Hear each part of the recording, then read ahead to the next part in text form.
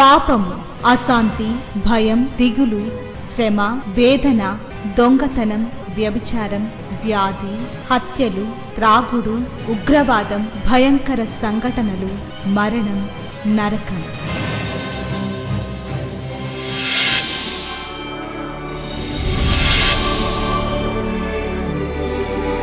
సిలువలోనే పాప క్షమాపణ, పరిశుద్ధ జీవితం, ప్రేమ, వాక్య ధ్యానము, నెమ్మది, సహవాసం, నిత్య జీవం. శాంతి సోపానాలు, ఇవి శాంతి ప్రదాత బోధలు. చీకటిలో ఉన్న ప్రజలకు గొప్ప వెలుగు కలుగుటకు, చీకటిలో ఉన్న ప్రజలకు గొప్ప వెలుగు కలుగుటకు, చీకటి నుండి వెలుగునకు నడిపించే సోపానాలు. శాంతి సోపానాలు కార్యక్రమానికి మిమ్మల్ని ప్రేమతో ఆహ్వానిస్తూ ఉన్నాను. ఎంత దినాల్లో ఈ భయంకరమైన పరిస్థితుల్లో దేవుడు మనకి ఈ స్వేచ్ఛనిచ్చినందుకు, దేవుని యొక్క వాక్యంలో బలపడటానికి మనందరికీ కూడా దేవుడు ఇస్తున్న ఈ అవకాశాల కొరకు దేవునికి వందనాలు తెలియజేస్తా ఉన్నాను. మనము పరమగీతము పుస్తకాన్ని మనం ధ్యానం చేసుకుందాం. అంటే ఇది అధ్యాయం వెనుక అధ్యాయం కాదు కానీ ఒక వధువు యొక్క వర్ణన, ఆ తర్వాత ఆయన యొక్క ప్రేమ, దేవుని యొక్క కాపుదల, భద్రత, దేవుడు ఆయన్ను నమ్మిన విశ్వాసకిచ్చే ఫలాలు ఏమిటి, ఇవన్నీ కూడా ఆ తర్వాత మనం ధ్యానం చేసుకుందాం. దేవుడు మనల్ని నడిపించిన విధానంలో ముందుకి సాగుదాం. పరమగీతము 4వ అధ్యాయం. నా ప్రియురాల, నీవు సుందరివి, నీవు సుందరివి. నీ ముసుగుకుండా నీ కన్నులు గువ్వ కన్నుల వలె కనబడుచున్నవి. కన్నులు చాలా ప్రాముఖ్యమైన అంశం. కొంతమంది, క్షమించండి, పుట్టుకతోనే అంధులుంటారు. ఆయా సంఘటనలు బట్టో యాక్సిడెంట్లను బట్టో కన్నులు కోల్పోయిన వాళ్ళు ఉంటారు. హెలెన్ కెల్లర్ అనే ఒక అంధురాలు ఎన్నో పాటలు రాసింది. ఆమెను ఆయా రీతులుగా ఇంటర్వ్యూ చేసినప్పుడు తను అలాంటి పరిస్థితిలో ఉన్నందుకు ఏమీ బాధపడలేదని, కానీ ఒకరోజు పరలోకం వెళ్ళినప్పుడు నా కొరకు ప్రాణం పెట్టిన నా ప్రియుణ్ణి ఫస్ట్ టైం నేను నా కన్నులు తెరవబడి చూస్తాను అని ఎంతో సంతోషంగా అతిశయంగా చెప్తూ ఉండేది. చాలాసార్లు ఒక మనిషి యొక్క అందం వాళ్ళ యొక్క కన్నుల్లో ఉంటది అని చెప్తా ఉంటారు. దేహానికి ఈ కన్నులు చాలా ప్రాముఖ్యమైనవని ప్రభువారు కూడా చెప్పారు. మత్తయి సువార్త 7వ అధ్యాయం 3వ వచనం నుండి కొన్ని వచనాలు చదువుతూ ఉన్నాను. నీ కంటిలో ఉన్న దూలము నెంచక నీ సహోదరుని కంటిలోనున్న నలుసును చూచుట ఎలా అని చెప్తూ, మొదట నీ కంటిలో ఉన్న దూలాన్ని తీసివేయండి. మనం ఎప్పుడూ కూడా ఇతరుల దోషాలు ఎంచుతూ ఉంటాం. మన దోషం మనకి కనపడదు. దోషములు ఎంచువాడు తన దోషములు కనుగొనలేడు అనే సామెత కూడా ఉంది. మత్తయి సువార్త 6వ అధ్యాయం 22వ వచనాన్ని చదువుతున్నాను. దేహమునకు దీపము కన్నే గనుక నీ కన్ను తేటగా ఉండిన ఎడల నీ దేహమంతయు వెలుగుమయమై ఉండును. నీ కన్ను చెడినదైతే నీ దేహమంతయు చీకటిమయమై ఉండును. నీలోనున్న వెలుగు చీకటి అయి ఉండిన ఎడల ఆ చీకటి ఎంతో గొప్పది. దేహానికి దీపం కన్ను. దేవాది దేవుడు మన యొక్క సృష్టికర్త ఆదిలో మానవుణ్ణి సృష్టించినప్పుడు దేహానికి దీపంగా కన్ను పెట్టారు. దీపం ఎంత అవసరం. దీపం అంటే మనం ఏదో కిరోసిన్ దీపం అనుకోకండి. ప్రతి లైటు, కాంతి, వెలుగు ఎంత అవసరమో మానవ జీవితానికి. వెలుగు కలుగగానే పనులు చేసుకోవటానికి లేస్తాం. సూర్యరశ్మి సోకగానే పువ్వులు వికసిస్తాయి. సూర్యరశ్మి సోకగానే ప్రతి మానవుడు కూడా తన వృత్తి పనులకు వెళ్తూ ఉంటాడు. వెలుగు చాలా ముఖ్యం. వెలుగు ఎంత ముఖ్యమో మన దేహానికి దేవుడు కన్నును అమర్చారు. ఇది ఆలోచిస్తే చాలా విచిత్రంగా ఉంటది. మన కంటిని బట్టి మన ప్రవర్తన కూడా ఆధారపడి ఉంటది. దేహానికి దీపము కన్నే కనుక మన యొక్క కన్ను వెలిగించబడితే మన దేహమంతా కూడా వెలిగించబడి ఉంటుంది. మన యొక్క కంటిని బట్టి మనం విమర్శ చేసుకుంటూ ఉంటాం, నిర్ణయిస్తూ ఉంటాం, నిర్ణయాలు తీసుకుంటూ ఉంటాం. కంటి ద్వారా ఎన్నో పనులు జరుగుతూ ఉంటాయి. మనం ఎప్పుడైనా షాపింగ్కి వెళ్ళామనుకోండి, కాయగూరలకు వెళ్ళామనుకోండి, మన కన్ను చెప్తుంది ఏది తీసుకోవాలో, ఏది వద్దు అనుకోవాలో. ఆత్మీయమైన జీవితంలో కూడా ఏది కావాలో, ఏది వద్దో, ఏది చూడాలో, ఏది చూడకూడదో, దేన్ని ఆశించాలో అన్నీ కూడా మన కంటి మీద, కన్ను ద్వారా మనము చేసే నిర్ణయం ద్వారా ఆధారపడి ఉంటాయి. ఆదిలో తొలి స్త్రీ అయిన హవ్వ కంటిని గురించి మనం ఒక్కసారి చూద్దాం. ఒకసారి నేను చెప్పే 2 వచనాలు కూడా మీరు జాగ్రత్తగా పోల్చి చూసుకోండి. ఆదికాండము 2వ అధ్యాయంలో 9వ వచనంలో, మరియు దేవుడైన యెహోవా చూపునకు రమ్యమైనదియు ఆహారమునకు మంచిదైన ప్రతి వృక్షమును, చూపునకు రమ్యమైనది, ఆహారానికి మంచిది. అది దేవుని యొక్క దృష్టి, దేవుని యొక్క నిర్ణయం.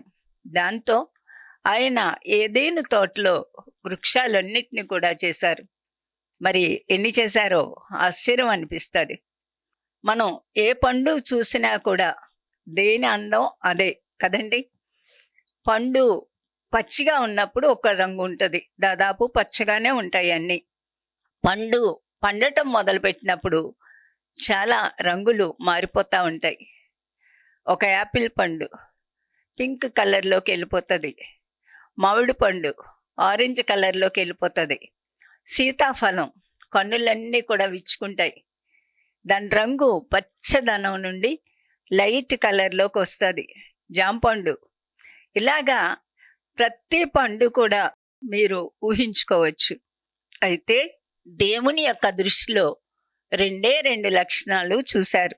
ఎప్పుడైతే సాతాను సర్పము యొక్క రూపంలో అవ్వను శోధనలోకి నెట్టిందో, అప్పుడు ఆదికాండం 3వ అధ్యాయం 6వ వచనం, స్త్రీ ఆ వృక్షము ఆహారమునకు మంచిదియు కన్నులకు అందమైనదియు వివేకమిచ్చు రమ్యమైనదిన ఎండుట చూచినప్పుడు, కన్నులు చూచింది, ఆహారానికి మంచిది, చూడటానికి అందంగా ఉంది.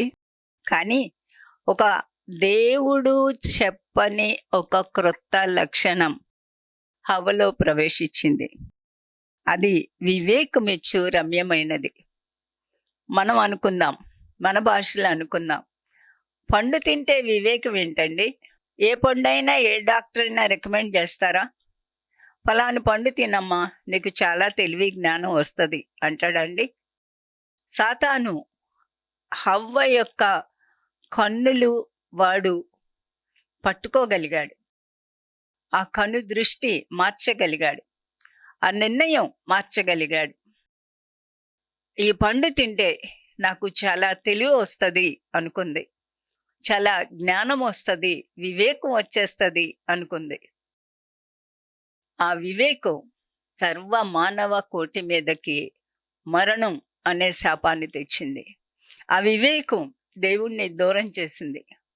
ఈ రోజుల్లో కూడా తెలివి, జ్ఞానం, వివేచన వస్తుందని రకరకాల పనులు చేస్తూ ఉంటారు. రకరకాలుగా దేవునికి దూరమయ్యే విషయాలు చూస్తూ ఉంటారు. కన్ను ఎంత ప్రాముఖ్యం అంటే దేవుడు చూచినట్లు మనం ఒక విషయాన్ని మనం చూడడం, ఒక దృశ్యం, ఒక సంఘటన, జీవితంలో వచ్చే ప్రతి పరిస్థితి కూడా దేవుని యొక్క కన్నుతో చూడగలిగిన వాడు ధన్యుడు. బైబిల్ ఎలా చెప్తుందో అలా చూడగలిగిన వాడు ధన్యుడు. ఒక వ్యక్తి మారు మనసు పొందాక తాను ఏది చూడాలో ఏది చూడకూడదో బైబిల్ నిర్దేశిస్తూ ఉంటది.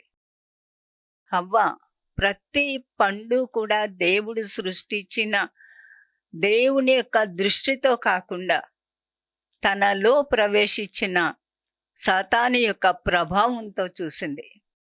ఒక మనిషి తప్పు చేయటానికి కారణం ఏంటి అంటే తన స్వంత నిర్ణయాలతో చూడడం. దేవుడు నిర్ణయించిన రూల్ ప్రకారం వెళ్ళడం మనకు ఆశీర్వాదం. ఆదికాండం 16వ అధ్యాయంలో అబ్రహాము భార్య అయిన సారా, దేవుడు అబ్రహాముకు చెప్పారు, నీ సంతతి భూలోకమంతటిని కూడా స్వతంత్రించుకుంటుంది అని. ఆదాము భార్య అయిన హవ్వ ఏ రీతిగా దేవుని యొక్క కనుదృష్టిని మించి తన యొక్క స్వంత దృష్టితో చూసి ఒక నిర్ణయం చేసిందో, అలాగే సారా కూడా దేవుని యొక్క నిర్ణయాన్ని పక్కన పెట్టి విశ్వాసంతో ఆయన్ని చూడడం ప్రక్కన పెట్టి అబ్రహాముని ఒప్పించింది హాగరుతో వెళ్ళడానికి. హాగరు గర్భవతి అవడం చూసి హాగరు శారాని శ్రమ పెట్టింది. ఫలితంగా శారా హాగర్ని శ్రమ పెట్టింది. గమనించండి, అబ్రహాము ఇంటిలో శాంతి లేదు. హాగర్ని ఇచ్చింది శారానే. ఎప్పుడైతే హాగరు గర్భవతి అయిందో గర్వంతో తన యజమానురాల్ని చులకనగా చూడటం ప్రారంభించింది. అది తట్టుకోలేని శారా హాగర్ను హింసించింది. ఈ తతంగం ఎక్కడ జరుగుతా ఉంది? ఇద్దరు స్త్రీల మధ్య. అబ్రహాము గృహంలో నెమ్మది లేదు. శారా ఎంతగా శ్రమ పెట్టింది హాగర్ను అంటే హాగరు ఆ శ్రమలు తట్టుకోలేక పారిపోయింది. కానీ దేవుడు ఇదంతా చూస్తూనే ఉన్నారు. పారిపోయిన హాగర్ను దేవుడు కలుసుకున్నారు. ఆదికాండము 16వ అధ్యాయం 7వ వచనాన్ని చదువుదాం. యెహోవా దూత అరణ్యములో నీటి బుగ్గ యొద్ద అనగా షూరు మార్గములో బుగ్గ యొద్ద ఆమెను కనుగొని, శారయి దాసివైన హాగరు, ఎక్కడ నుండి వచ్చితివి, ఎక్కడికి వెళుచున్నావని అడిగినందున. ఈ ప్రశ్న నాకు చాలా విచిత్రం అనిపిస్తుంది. ఎక్కడి నుండి వచ్చావు, ఎక్కడికి వెళ్తున్నావు అంటే దేవునికి తెలియదా? హాగరు ఏమి సమాధానం చెప్తుందో అనేది హాగర్కి ఒక పరీక్ష. కానీ అమాయకురాలైన హాగరు ఎంత చక్కగా చెప్పింది అంటే, అది నా యజమానురాలైన శారా యొద్ద నుండి పారిపోవచ్చున్నాను అనేను. చాలా సత్యం చెప్పింది. స్టోరీ ఏం చెప్పలేదు. నేను నా యజమానురాల దగ్గర నుంచి పారిపోతున్నాను. అంతేకాని నా యజమానురాలు నన్ను ఏం చేసిందో తెలుసా? నన్ను ఎంత అక్రమం అన్యాయం చేసిందో తెలుసా? నన్ను ఎంత క్షోభ పెడుతుందో తెలుసా? నన్ను ఎంత శ్రమ పెట్టబడకపోతే నేను ఎలా పారిపోతున్నాను? ఇలాంటివి ఏమీ చెప్పిందో లేదో తెలియదు, కానీ మొత్తానికి అది బైబిల్లో లేదు. చాలాసార్లు స్త్రీలు కరెక్ట్గా సమాధానం చెప్పరు. నేను కూడా ఒక స్త్రీనే, కానీ ఏదైనా క్లుప్తంగా ఒక మాట చెప్పడం నేను కూడా అభ్యాసం చేసుకున్నాను. చాలామంది 100కి 80 లేక 90 కరెక్ట్గా చెప్పరండి. దానికి చాలా చెప్తారు. హాగరు ఒక మాదిరి మనకి కరెక్ట్గా చెప్పింది. నేను నా యజమానురాలి యొద్ద నుండి పారిపోతా ఉన్నాను. హాగరుకి దేవదూత అని తెలీదా? ఈ విచిత్రమైన వ్యక్తి ఎవరు, నన్ను ఎందుకు అడుగుతున్నాడు అని కూడా ఆలోచించలేదు. అప్పుడు యెహోవా దూత, నీ యజమానురాలి యొద్దకు తిరిగి వెళ్ళి ఆమె చేతి కింద అణిగియుండుమని దానితో చెప్పెను. ఇక్కడ హాగరుని దూత ఒక నగ్న సత్యం చెప్పారు. నీ యజమానురాలి యొద్దకు తిరిగి వెళ్ళి ఆమె చేతి కింద అణిగియుండు. చాలా సంవత్సరాల క్రితం అనేకమైన సమస్యల మధ్య వెళ్తూ ఉన్నప్పుడు ఇది నాకు చాలా పాఠం బోధించింది. కష్టాలు, శ్రమలు, బాధలు, సమస్యలు లేకుండా ఎవ్వరూ ఉండరు. ఎవరన్నా ఉన్నారు అంటే కూడా నేను నమ్మను. తప్పకుండా ప్రతి మనిషికి ఎంత హ్యాపీగా ఉన్నా, ఎంత సుఖంగా ఉన్నా, ఏదో సమయంలో, ఏదో ఒక పరిస్థితిలో ఒక సవాలు ఎదురు రాక తప్పదు. ఒక కష్టమో కన్నీరో రాక తప్పదు. కొన్ని అనుకూలమైన పరిస్థితులు ఎదుర్కోక తప్పదు. కాబట్టి హాగరుకు జీవితంలో అన్నీ కూడా శ్రమలే. ఆమె ఫరో గృహంలో ఒక దాసి. ఒకవేళ శారా ఆ ఫరో గృహంలో అడుగుపెట్టినప్పుడు నా ఊహ హాగరును ఆమెకు పరిచర్య చేయటానికి ఫరో నియమించాడేమో. అందుకనే శారా ఫరో గృహం నుండి వచ్చేటప్పుడు అనేక మంది దాసులు, దాసీలు, నౌకర్లు, పశు సంపద కూడా ఇవ్వబడింది. ఆ రీతిగా హాగరు వచ్చింది. అక్కడ ఆ దూత హాగరుతో మాట్లాడుతూ నీ యజమానురాల దగ్గరకు తిరిగి వెళ్ళి ఆమె చేతి కింద అణిగియుండు అనే మాట చెప్పాడు. మనం ఎలాంటి పరిస్థితిలో ఉన్నా, అనారోగ్యాల్లో ఉన్నా, నేను నేర్చుకున్న పాఠం ఏంటంటే ప్రతి పరిస్థితిలో, ప్రతి అనారోగ్యంలో, ప్రతి సవాల్లో, ప్రతి సమస్యలో దేవుడు మనల్ని అనుస్తూ ఉంటారు. దేవుడు తనకి అయిష్టమైన లక్షణాలు మన జీవితాల్లో ఏది కూడా లేకుండా ఆయన యొక్క సారూప్యంలోకి మనం రావడానికి ఒక శిల్పి ఒక శిల్పాన్ని చెక్కినట్టుగా ఆయన సారూప్యంలోకి మనల్ని తీసుకొని రావడానికి అనేక సమస్యల నుంచి దేవుడు తీసుకొని వెళ్తారు. ఇక్కడ హాగరు దేవునికే ఒక పేరు పెట్టింది. బైబిల్ అంతట్లో కూడా దేవునికి పేరు పెట్టిన ఏకైక స్త్రీ ఎవరు అంటే హాగరు. హాగరు ఎవరు అంటే ఒక ఐగుప్తీయురాలు. అయితే హాగరు దేవునికి ఏం పేరు పెట్టింది అంటే ఇంచుమించుగా ఇది తొలి పేరు అని కూడా బైబిల్లో మనం చెప్పవచ్చు. చూచుచున్న దేవుడవు నీవే. 13వ వచనం. ఏలైనగా నన్ను చూచిన వాణ్ణి నేనిక్కడ చూచితిని కదా అని ఆ నీటి బుగ్గకు బేర్ లహాయి రోయి. నన్ను చూచేవాణ్ణి నేను కూడా చూచాను. ఇది ఎంత గంభీరమైన సత్యం అండి. ఆకాశం నుండి దేవుడు వివేకము కలిగి తన్ను వెతికేవారు కలరేమో అని పరీక్షిస్తూ ఉన్నప్పుడు ఒక మనిషిగా, లేక రక్షింపబడిన వ్యక్తిగా, లేక ఒక పాపిగా నన్ను ఒక కన్ను చూస్తూ ఉంది, నన్ను దేవుని కన్ను చూస్తూ ఉంది అనేది మన నరాల్లో జీర్ణించుకోవడం చాలా మంచిది. ఆయన నన్ను చూస్తున్నాడనే జిజ్ఞాస నాకు ఉంటే నేను అన్ని విషయాలు కూడా ఆయనకు భయపడి చూస్తాను. నన్ను చాలా చిన్నప్పుడు 8-9 సంవత్సరాల వయసప్పుడు హాస్టల్కి పంపించారు. నేను విజయవాడ బిషప్ అజ్రాయాలో చదువుకున్నాను. చాలా ఏడ్చేదాన్ని మా అమ్మగారిని పట్టుకొని. ఒకరోజు మా అమ్మగారు హాస్టల్కి వెళ్తాననగా నన్ను దగ్గరికి తీసుకొని, చిన్న పిల్లని, ఆ రోజు మా అమ్మగారు చెప్పిన మాట ఈరోజు వరకు నేను మర్చిపోలేదు. నన్ను బయటికి తీసుకెళ్ళి ఆకాశం కేసి చూపించి, అది రాత్రి సమయం, తెల్లారితే హాస్టల్కి వెళ్తాను, అమ్మా నువ్వేం చేస్తున్నా, నువ్వేం ఎలా ఉన్నా అమ్మ నిన్ను చూడదు, నాన్నగారు కూడా నిన్ను చూడరు, కానీ ఆకాశం పైన ఎవరున్నారు? దేవుడు ఉన్నారమ్మా. ఆ దేవుని కన్ను నిన్నెప్పుడు చూస్తూ ఉంటుంది. ఆ కన్ను నిన్ను ఆదరిస్తుంది, నిన్ను ధైర్యపరుస్తుంది, నీకు సహాయం చేస్తుంది. కాబట్టి ఆ కన్ను నీ మీద ఉందని నువ్వెప్పుడూ మర్చిపోకమ్మా, నువ్వు ఏడవకూడదు. ఆ కన్నే నిన్ను బలపరుస్తుంది, ఆ కన్నే నీకు సహాయం చేస్తుంది, ఆ కన్నే నీకు కావలసిన జ్ఞానం తెలివి ఇస్తుంది. ఆ మాటలు నా జీవితంలో నాటుకుపోయాయి. దేవుని కన్ను నన్ను ఎప్పుడు చూస్తూ ఉంటుంది. అప్పటికే ఇప్పటికీ దేవుని కన్ను నన్ను చూస్తూ ఉంటుంది.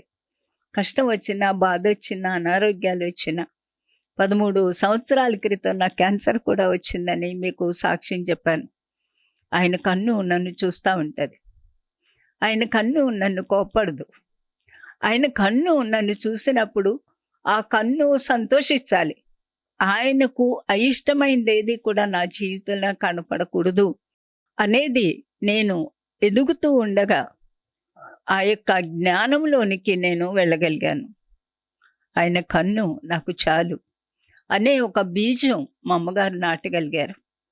హాగరు జీవితంలో ఎప్పుడూ కూడా ఆ దృశ్యం మర్చిపోయి ఉండదు. చాలా సంతోషంగా శారా దగ్గరకు వచ్చినప్పుడు నన్ను చూచిన వాడిని నేను చూశాను అని ఒకవేళ చెప్పిందేమో ఆనందం పట్టలేని ఈ అమాయకురాలు. మనందరికి కూడా తెలుసు, ఇస్సాకు రిబ్కా కొరకు ఎదురు చూసేటప్పుడు, లేక పెండ్లి కుమార్తె కొరకు ఎదురు చూసేటప్పుడు బెయేరీ లహాయి రోయలోనే ఉన్నాడు. అక్కడే ధ్యానం చేయటానికి వెళ్ళాడు. హాగరు పెట్టిన ఆ పేరు ఇస్సాకు కూడా అంగీకరించాడు. బహుశా అబ్రహాం కూడా అంగీకరించి ఉంటాడు. శారాకు అంగీకరించక తప్పి ఉండదు. చూడండి, ఒక దాసి, నన్ను చూచిన వాణ్ణి నేను ఇక్కడ చూచాను. క్రైస్తవులు, విశ్వాసులు, దేవుని యొక్క కన్ను నన్ను చూస్తా ఉన్నది అన్న జ్ఞానం మనకు కలిగితే మనం తప్పు చేయటానికి భయపడతాం. హాగరు జీవితానికి ఆమె కన్నులు దేవుణ్ణి చూశాయి.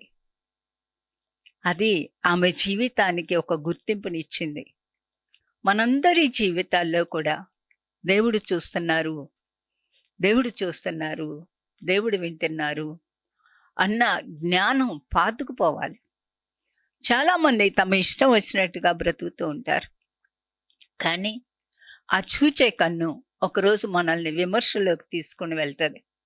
కీర్తనల గ్రంథం 14వ అధ్యాయం 2వ వచనం చాలా చాలా సవాలైన ఒక మాట. వివేకము కలిగి దేవుణ్ణి వెతుకువారు కలరేమో అని యెహోవా ఆకాశం నుండి చూచి నరులను పరిశీలించెను. వారందరూ దారి తొలగి బొత్తిగా చెడి ఉన్నారు. మేలు చేయవారెవరునూ లేరు, ఒక్కడైనను లేడు. దేవుడు ఆకాశం నుండి చూస్తా ఉన్నాడు. మా అమ్మగారు ఒకవేళ ఈ మాట చదివే నాకు ఆ మాట చెప్పారేమో నాకు తెలియదు. కానీ వివేకము కలిగి దేవుని వైపు చూసేవాళ్ళు ఒక్కడైనా కూడా లేడు. అది దేవుని యొక్క హృదయానికి ఎంత నిరాశ కలిగిస్తూ ఉండవచ్చు. ఈరోజు మనల్ని మనం కూడా పరీక్ష చేసుకుందాం. దేవుని వైపు చూసే కన్నులు మనకున్నవా? హవ్వ దేవుని వైపు చూడలేకపోయింది. అదేదో వివేకం ఇచ్చు రమ్యమైంది అని చూసింది. ఆ వివేకం సర్వ మానవ కోటికి శాపమైంది. ఆమె జీవితానికి కూడా శాపమైంది. ఇదే మాట 119వ కీర్తనలో 5, 6 వచనాలు చదువుతూ ఉన్నాను. ఉన్నతమందు ఆసీనుడైన మన దేవుడైన యెహోవాను పోలి ఉన్నవాడెవడు? ఆయన భూమి ఆకాశములను వంగి చూడని అనుగ్రహించుచున్నాడు. చూస్తా ఉన్నారు. ఆయన మనల్ని చూస్తా ఉన్నారు. బలపరచాలని చూస్తా ఉన్నారు. ధైర్యపరచాలని చూస్తా ఉన్నారు. భక్తి మార్గంలో మనల్ని నడిపించాలని చూస్తా ఉన్నారు. ఆయన కోసం ఒక పవిత్రమైన వ్యక్తిగా జీవించేటట్టుగా మనల్ని చెయ్యాలని ఆయన చూస్తా ఉన్నారు. దేహానికి దీపం కన్ను. మన యొక్క ప్రవర్తన, మన మాటలు, మన నిర్ణయాలు అన్నీ కూడా మన కంటి మీద ఆధారపడి ఉంటాయి. ఈ కంటితోనే ఈ పవిత్రమైన గ్రంథాన్ని చదువుతాం. బైబిల్ చదువుతాం, బైబిల్కి సంబంధించిన పుస్తకాలు చదువుతాం. ఆ తర్వాత ఈ కంటితో ఏం చేస్తున్నాం? ఈరోజు మన జీవితాల్లో ఈ కంటితో మనం చేసిన ప్రతి పనికి కూడా ఒకరోజు దేవునికి మనం జవాబు చెప్పాలి. ఒకరోజు దేవుని న్యాయపీఠం ఎదుట నిలబడతాం. అది మనం ఎన్నడూ కూడా మర్చిపోకూడదు. ఇశ్రాయేలీల జీవితంలో ఫరో చెర నుండి బయటకు వచ్చాక వాళ్ళు ఎదట ఎర్ర సముద్రం, వెనక ఫరో సైన్యం రావడం చూసి మోషేను చాలా అవమానకరంగా మాట్లాడారు. ఆ మాటకొస్తే 40 సంవత్సరాల వాళ్ళ యాత్రలో పలుమార్లు మోషేను నిందించారు. ఈ మాట ఒక మాట మనం చదువుదాం. నిర్గమాకాండం 14వ అధ్యాయం 10వ వచనం. ఫరో సమీపించుచుండగా ఇశ్రాయేలీలు కన్నులెత్తి ఐగుప్తీయులు తమ వెనుక వచ్చుట చూచి మిక్కిలి భయపడి యెహోవాకు మొరపెట్టిరి. అంతట వారు మోషేతో, ఐగుప్తులో సమాధులు లేవనా ఇక్కడ తీసుకొచ్చావు అంటూ మోషేను నిందించారు. అయితే ఇశ్రాయేలీలు ఐగుప్తీయులను చూసిన దృష్టి వేరు, మోషే ఐగుప్తీయులను చూచిన దృష్టి వేరు. గమనించండి, సమస్య ఒకటే. ఎదర ఎర్ర సముద్రం, వెనక ఇశ్రాయేల్ని తరుముతూ ఉన్న ఐగుప్తీయులు, రథాలు. దీన్ని ఇశ్రాయేలీలు భయంతో చూశారు. దేవుని యొక్క ఔన్నత్యం 10 తెగుళ్ళ ద్వారా తమను బయటికి తెచ్చిన దేవుని వైపు వాడు చూడలేదు. మోషేను నిందించారు, ఐగుప్తులను చూసి భయపడ్డారు. అదే సంఘటన మోషే చూశాడు. మోషే ఏమన్నాడు అంటే 13వ వచనం చివరి లైన్, నేడు మీరు చూచిన ఐగుప్తీయులను ఇక మీదట మరి ఎన్నడూ చూడరు. ఈ మాట నాకు జీవితంలో ఎంతో ఒక ఆయింట్మెంట్ లాగా, ఒక ఔషధం లాగా పనిచేసింది. మనకొచ్చే సమస్యలు మళ్ళా జీవితంలో చూడం, మనం వెళ్ళే బాధలు మళ్ళీ జీవితంలో పడవు. మీరు ఇంకా చూడరంతే అన్నాడు. ఒకే సమస్య. దేవుణ్ణి నమ్మిన, దేవుని వైపు చూసే వ్యక్తి స్పందించే తీరు వేరు. దేవుణ్ణి నమ్మాము అని భ్రమపడి ఆ సమస్యను చూసే ఒక విశ్వాసి అనబడే అవిశ్వాసి చూసే తీరు వేరు, చేసే నిర్ణయం వేరు. మనం ఆ వ్యక్తిని, ఆ సమస్యను మళ్ళా మనం చూడం. ప్రార్థన చేసుకున్నాం.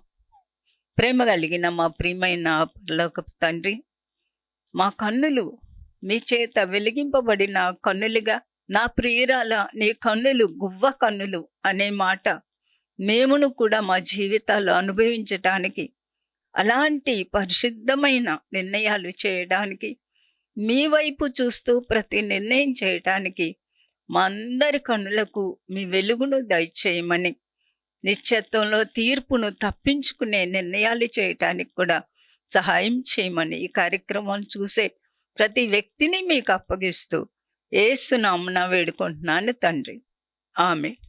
మహాదేవుడు మన ప్రభువు రక్షకుడునైన యేసుక్రీస్తు కృపా, దేవుని ప్రేమ, పరిశుద్ధాత్మ నిత్య సన్నిధి సహవాసం కూడి వచ్చిన మనందరికీ సదా తోడైండి నిత్యత్వాన్ని గూర్చిన నిరీక్షణతో కూడిన జీవితాలలోనికి నడిపించును గాక. ఆమేన్. మర్చిపోకండి, దేహానికి దీపం నీ కన్ను. ఆ కంటి ద్వారా మనం చూస్తూ మనం చేసే నిర్ణయాల ద్వారా మన నిశ్చిత్వం కూడా ఆధారపడి ఉంది. దేవుడు మీకు సరైన జ్ఞానం దయచేయను గాక. మా address Srimati Joy Sam Benny, Emmanuel church 1-146 S Atchutapuram, Kakinada 4.